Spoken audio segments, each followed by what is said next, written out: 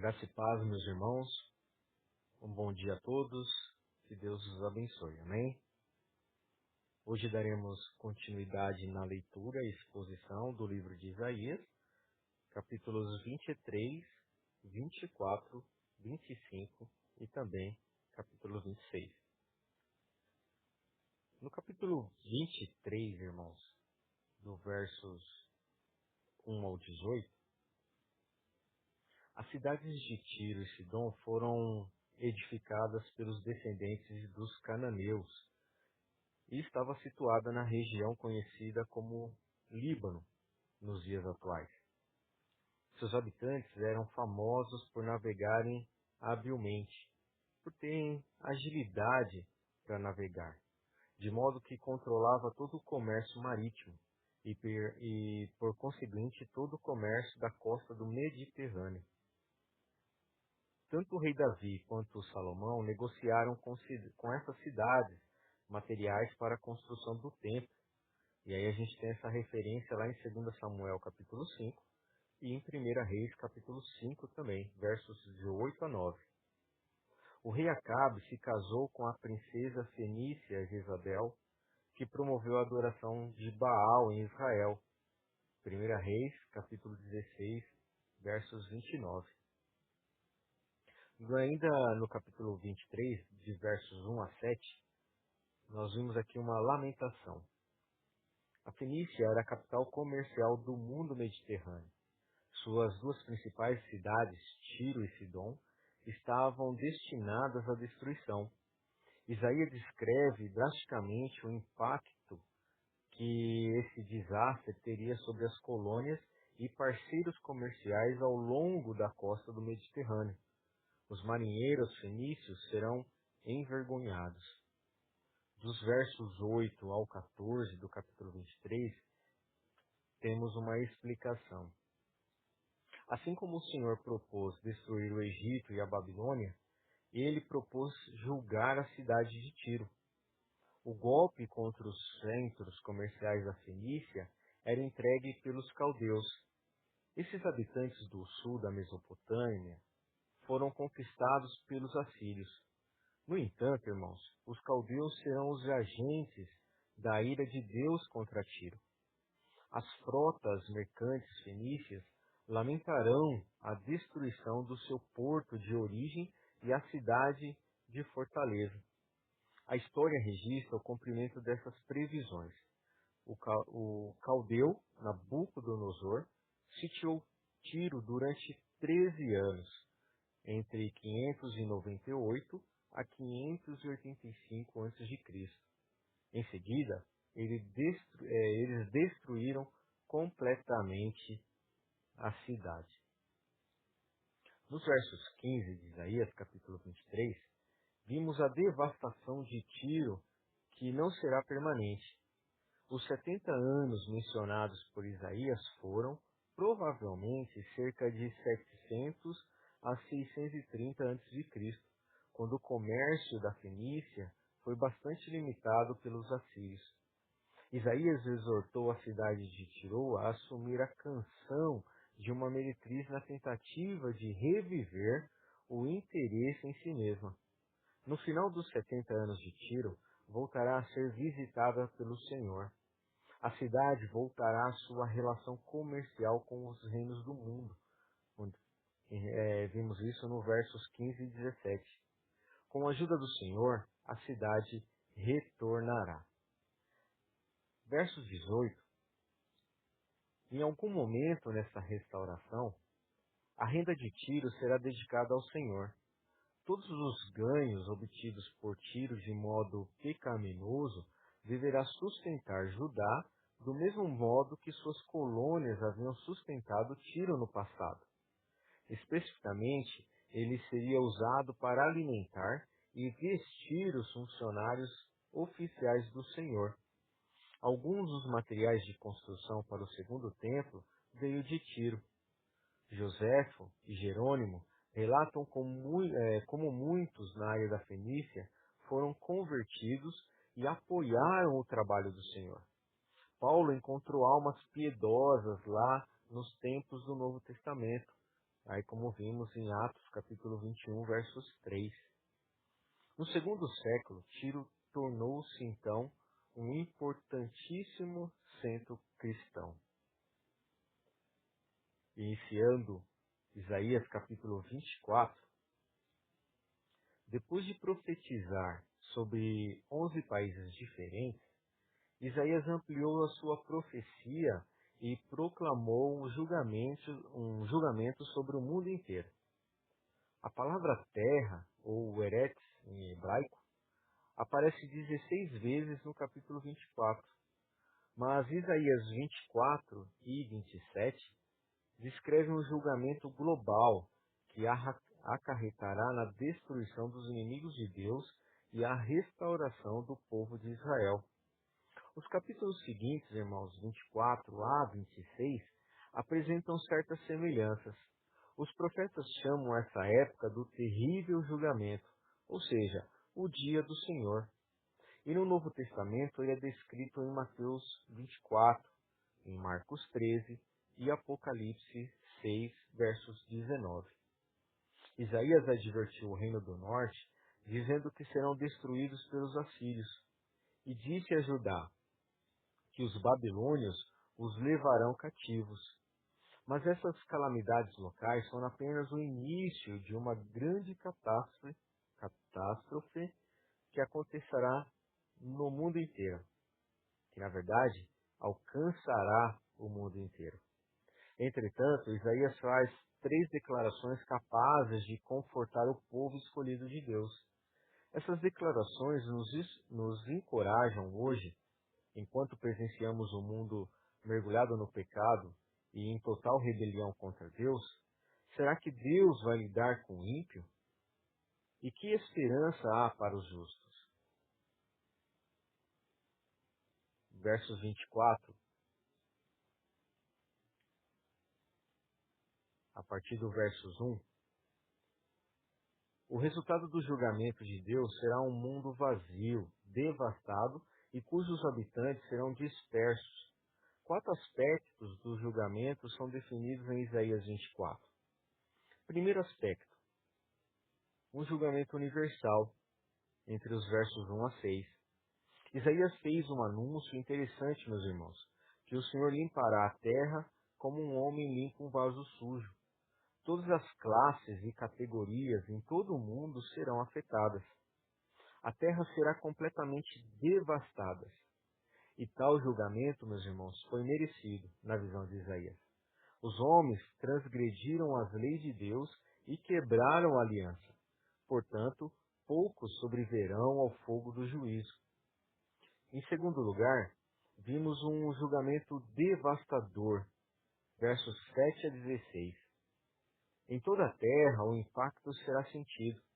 Nas áreas rurais, os vinhedos serão arruinados, a alegria associada com a colheita da uva cessará, as casas permanecerão fechadas e os moradores trancarão as portas das suas casas e não deixarão ninguém entrar. Nos versos 13, alguns sobreviverão, mas serão poucos. Eles serão comparados às azeitonas deixadas nas árvores ou uvas deixadas na videira após as colheitas. Em terceiro momento, irmãos, um julgamento inevitável. Em Isaías capítulo 24, dos versos 17 a 20. Como animais aterrorizados, fugindo de um caçador implacável, os pecadores serão caçados. Ninguém escapará. Isaías proclamou esse julgamento como sendo um terrível dilúvio e um violento terremoto. A terra tremerá sob o peso da transgressão, ou seja, da desobediência deliberada do povo. Num quarto momento, nós teremos um julgamento ordenado, entre os versos 21 e 23. Os anjos que se rebelam contra Deus, em algum momento no passado, e em seguida, o Senhor julgará os reis da terra. Todos esses inimigos serão encarcerados e depois de um longo tempo serão punidos, como vimos no verso 22. Também em Judas, capítulo 6, e 2 Pedro, perdão, irmãos, Judas, versos 6, e 2 Pedro 2, versos 4. Tem esse mesmo pensamento, essa mesma narrativa. A derrota de Satanás, meus irmãos, e seus exércitos, desencadeará uma explosão de louvor nas regiões celestiais. Essas explosões súbitas pontuam a narrativa profética do Apocalipse. Por exemplo, em Apocalipse 4, versos de 8 a 11, Apocalipse 5, versos de 9 a 10, e capítulo 11 e capítulo 14. No verso 23 do capítulo 24, para o Senhor será um dia glorioso, uma vez que seus adversários serão subjugados. O reino de Deus será visto em toda a sua plenitude, em poder e glória. Ele reinará no monte de Sião e em Jerusalém. Considerando, irmãos, que Isaías havia proclamado a destruição da terra física, a referência aqui deve ser o Monte Sião celestial, como vimos em Abacuque, capítulo 12, versos 22, e a Nova Jerusalém, Apocalipse 21, versos 1. Essa cidade será tão brilhante que não terá necessidade do sol ou da lua, como vimos em Apocalipse, capítulo 21, versos 23. E em sua sala do trono, Deus vai sentar-se em glória, diante dos 24 anciãos e dos 4 seres viventes, de acordo com o livro de Apocalipse. E com isso finalizamos o capítulo 24. Iniciando o capítulo 25, meus amados irmãos, dos versos de 1 a 12, esse capítulo é um cântico de louvor ao Senhor do remanescente crente que foi preservado durante o dia do Senhor. Isaías, representando o povo de Deus, irrompeu uma canção de louvor. Ele declarou que Deus é fiel em seu propósito. Nesta canção, 3 imagens marcantes se destacam. Em primeiro lugar, Isaías declara como Deus protegerá o seu povo. Ele comparou as forças do mal a uma cidade que se opõe a Sião, a cidade de Deus. Ao longo da história, meus irmãos, Deus transformou algumas cidades, como Nínive e Babilônia, em um monte de ruínas. A vitória do Senhor sobre o inimigo poderoso, em última análise, resultará na conversão dos gentios em grande número, como vimos em Isaías capítulo 25, versos 3. Como a sombra de uma nuvem que traz alívio em um dia quente. Do mesmo modo, Deus libertará o seu povo do calor opressivo da perseguição. Versos 4. E silenciará a boca dos estrangeiros. O Senhor calará os gritos de vitória de homens violentos, como vimos no capítulo 25, verso 5. Em segundo lugar, meus irmãos, Isaías declara a provisão de Deus para o seu povo. Um generoso banquete será preparado para todos os povos que aceitarem o convite do Altíssimo. Verso 6. E ali ele acabará com com a nuvem de tristeza e de choro que cobre todas as nações. As lágrimas do seu povo serão removidas para sempre. Aleluia. Sentados à mesa do banquete, os santos que aguardavam a glorificação se alegrarão com o Senhor. Versos 9. E finalmente, irmãos, Isaías declara a punição que aguarda os inimigos de Sião. Enquanto o povo de Deus se alegra no Monte Sião, os inimigos do povo de Deus, representados por Moabe, serão pisoteados como a palha. Moabe ficava a leste de Israel através do Mar Morto. Israel e Judá tiveram muitas brigas com Moabe, que era conhecido por seu orgulho. Moabe e todos os inimigos de Deus serão totalmente destruídos, pisoteados e derrubados. Os moabitas orgulhosos serão humilhados por Deus. Todas as suas fortificações serão abatidas e envergonhadas. como vimos no capítulo 25, do versos 10 a 12. Somente o povo de Deus aproveitará o tempo de prosperidade e bênçãos do Senhor. E com isso nós finalizamos o capítulo 25. Iniciando o capítulo 26, meus amados irmãos. O capítulo 26 é um hino de confiança na proteção de Deus. A expressão naquele dia, que se refere ao dia do Senhor, e as bênçãos que seguirão quando o Senhor derrotar seus inimigos, este hino se move através de três fases. Isaías comparou Sião a uma fortaleza, versos 1 a 6. Ela estava protegida não por paredes de pedras, mas por paredes de salvação. Samaria caiu diante dos assírios e Jerusalém diante dos babilônios. Mas a nova Jerusalém será inexpugnável. Seus portões estarão abertos para uma nação fiel e justa. Seus cidadãos desfrutarão de uma medida especial de paz. Por quê? Eles foram marcados por propósito firme. Eles confiaram em Deus. Em vista desses fatos, Isaías exortou aos seus leitores a confiarem em Deus para sempre. Ele ofereceu duas provas de que o Senhor era digno de sua confiança.